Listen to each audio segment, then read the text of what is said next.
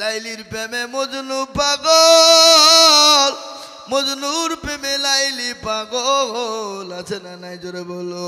যাহারে যা লাইলি মাওলা এসকেরি আগুনে, এই আগুন তোর লিবায় না রে, নীল দুরিয়াই ডুব দিলে। যাহারে যা লাইলি মাওলা, লাইলি কান্দে বনে বনে, মজনু কান্দে ফুল বাগানে। লাইলির প্রেমে মজনু পাগল, লাইলি পাবো কেমনে। যাহারে যা লাইলি মাওলা। এ মুসলমান, লাইলির প্রেমে মজনু পাগল, আর আমরা পাগল আল্লাহ তার রাসূলের প্রেমে। ঠিক না বেটি জোরে বলুন। হ্যাঁ, এ মুসলমান দরদি, ওই ভিখারি কিন্তু চলে গেল, বিবিও চলে গেল। 1 বছর 2 বছর 3 বছর কেটে গেল। সেই মহিলার আবার বিবাহ হয়ে যায়, আর একজন কোটিপতির সঙ্গে বিবাহ হয়ে গেল। কিন্তু ওই কোটিপতির স্বামী বড় পরোজগারি, বড় বড় পরোজগার, বড় দিনদার, বড় আল্লাহওয়ালা। বিবিও কিন্তু পরোজগার, বড় দিনদারিনী, আল্লাহওয়ালি বিবি। তারা স্বামী স্ত্রীতে সুন্দর করে আলাপ করে বাবা, খেতে বসেছে। আর ইতিমধ্যে আবার একজন ফকির এসে কে বলে, বাবা ও মা, আমি আজকে 5 দিনের অনাহারে আছি, দুটো খেতে দাও, খেতে দাও। স্বামী বলে, বিবি গো, ক্ষুধার্ত ব্যক্তি আজকে 5 দিনে না খাওয়া থেকে ঘরের ভিতরে ডেকে আনো, আগে থেকে আরাম করে সুন্দর করে যাকে প্যান্ট পরে খেতে দাও, খেতে দাও, খেতে দাও। আল্লাহ বলেছেন মানুষকে দিলে কোনোদিন ফুরিয়ে যায় না।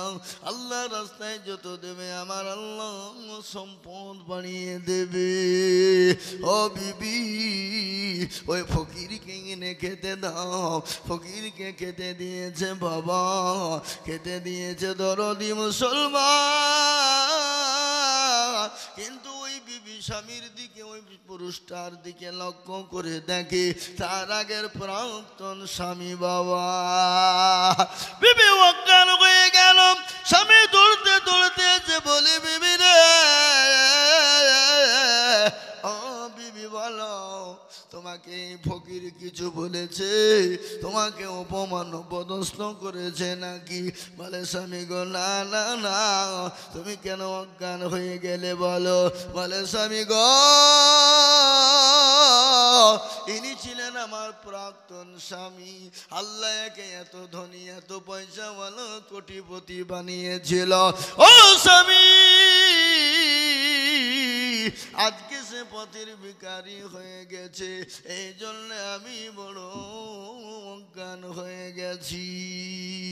এই সাবেক স্বামী তখন বলছে, বিবি রে, ও বিবি, তুমি জানো যে স্বামীর জন্য তুমি তালাক প্রাপ্ত হয়েছ, যে ফকিরের জন্য তুমি তালাক প্রাপ্ত হয়েছ, যে ফকির তোমাকে তালাক দিয়েছে, যে ফকিরকে খেতে দেওয়ার জন্য তোমার স্বামী তোমাকে তালাক দিয়েছিল। আমি তো সেই ফকির। আল্লাহ আমাকে কোটিপতি বানিয়ে দিয়েছে, আল্লাহ আমাকে কোটিপতি বানিয়ে দিয়েছে, এবং আমার সঙ্গে তোমার বিবাহ আল্লাহ দিয়ে দিয়েছেন। আর ওই কোটিপতিকে আল্লাহ ভিখারি বানিয়ে দিয়েছে। নদীর কুল ভাঙে ও কুল গড়ে, এই তো নদীর খেলা। সকালবেলার বাদশারে তুই, ফকির সন্ধ্যাবেলা। এ বাবা, এখন আল্লাহ আপনাকে বাদশা বানিয়েছে। আল্লাহ তখন ফায়াকুনের মালিক। আল্লাহ যদি বলে হয়ে যা তো হয়ে যাবে। আল্লাহ আপনাকে সেকেন্ডের মধ্যে ভিখারি বানিয়ে দিতে পারে, পারে না? কথা কন। তাই আমি আপনাদেরকে বলবো বাবা, অহংকার করব না, তাকাব্বুর করব না। আল্লাহ দিনকে জীবনের সঙ্গে আঁকড়ে ধরবো, আল্লাহর কোরআনের ওপর খিদমত করব, আল্লাহর কোরআনের মহাব্বত করব, নিজে কোরআন পড়বো, ছেলে মেয়েদেরকে কোরআনওয়ালা বানাবো, লাতি প্রতিদিনকে কোরআনওয়ালা বানাবো, নিজে কোরআনওয়ালা হব, দিনওয়ালা হব। জোরে একবার হাতটা উঁচু করে বলুন ইনশাল্লাহ। মুসলমান, নামাজ রোজা কলমা কিছু ছাড়া কোনো উপায় নাই। কিয়ামতের দিনে আমার আল্লাহ সর্বপ্রথম আপনাকে জিজ্ঞাসা করবে, বলো বান্দা নামাজ পড়েছো কিনা, বলো বান্দা নামাজ পড়েছো কিনা, বলো বান্দা নামাজ পড়েছো কিনা। সর্বপ্রথম আপনাকে প্রশ্ন করবে নামাজের। তাই আমি আপনাদেরকে বলবো বাবা, আল্লাহ দুনিয়ার জমিনে আমাদেরকে তার ইবাদত বড় হুকুম নামাজের জন্য দুনিয়ায় বানিয়েছে।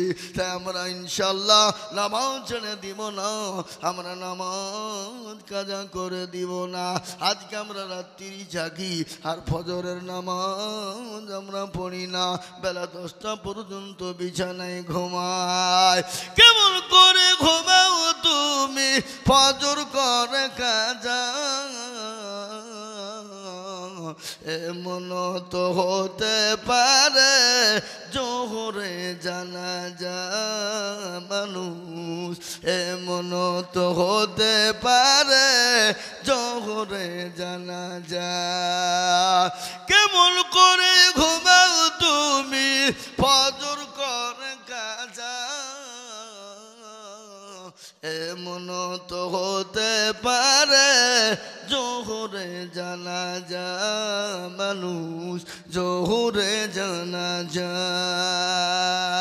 মুসলিম হয় না জন্ম নিলে মুসলমানের ঘরে, কাফের মুমিন পার্থক্য হয় নামাজের হালতে, মানুষ সালাতের হালতে। এই জীবনে নামাজ কবু করিও না কাজা, এমন তো হতে পারে জোহরে জানাজা মানুষ, এমন তো হতে পারে জোহরে জানাজা। ভাই বক্তা হাজির, প্রধান বক্তা, আমি আপনাদের দেশের ছেলে, আমার বাড়ি এখান থেকে গোধনপাড়ায় কয়েক কিলোমিটার, এমনি সোজা গেলে কাছে, তাই না? ধরো বলুন। কিন্তু উনি তো প্রধান বক্তা, বিদেশ থেকে এসেছেন, সুদূর আসাম রাজ্য থেকে এসেছে, বড় বেটা জেলা। তিনার মুখ থেকে দুটো কথা শুনি, দোয়া নিই। ইনশাল্লাহ আল্লাহ চাইলে আবার ইনশাল্লাহ সুযোগ হবে, আল্লাহ চাইলে আবার আপনাদের কাছে বয়ান দিব ইনশাল্লাহ। সারা রাত যদি বলে যায় কোনো অসুবিধা নাই বাবা, কিন্তু ওনাকে তো টাইম দিতে হবে না, হবে না? উনি তো আমাদের মেহমান। জি ঠিক না বেটি, জোরে বলুন। মেহমানের কর্তব্য হলো, মেজবানের কর্তব্য হলো মেহমানের সম্মান করা, ইজ্জত করা, ভালোবাসা, আপ্যায়ন করা, কাছে টেনে নেওয়া, বুকে টেনে নেওয়া। রসুল্লাহর আদর্শ হলো এটা। মেহমান যদি যেতেন, তিনি নিজে না খেয়েও মেহমানকে তেনার মেহমানদারি করাতেন।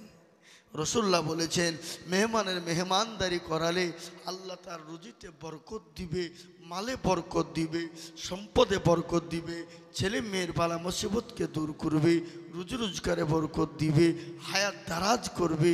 আল্লাহ আপনার বালা মুসিবতকে দূর করে দিবে।